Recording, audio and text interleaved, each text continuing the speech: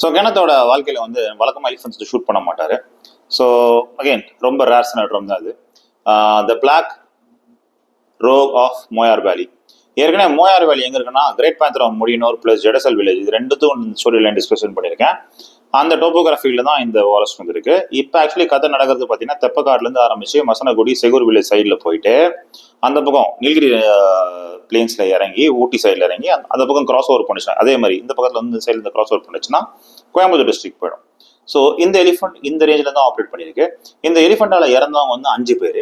இது ஏன் வந்து ஹியூமன்ஸ் மேலே இவ்வளோ கோவம் வந்திருக்குன்னு கரெக்டாக தெரியல. பட் எல்லாரும் சொல்ற காரணம் என்னன்னா, இவன் வந்து ஒரு கிராப் ரைடராக இருந்திருப்பான், ஹியூமன்ஸுக்கு எந்த ஹார்மும் பண்ணியிருக்க மாட்டான், அப்போ தேவையில்லாமல் ஒரு ஆள் அது சுட்டிருப்பான் மசூல் ஓட்டரில் வச்சு. ஸோ புல்லட் வந்து எங்கேயா இறங்கி செப்டிக்காக இருக்கும், இல்லை இன்ஃபெக்ஷனாக இருக்கும். அந்த கோவத்தில் வந்து இந்த எலிஃபென்ட்ஸ் வந்து ஹியூமன்ஸை பழி வாங்குதுன்னு சொல்லுவாங்க.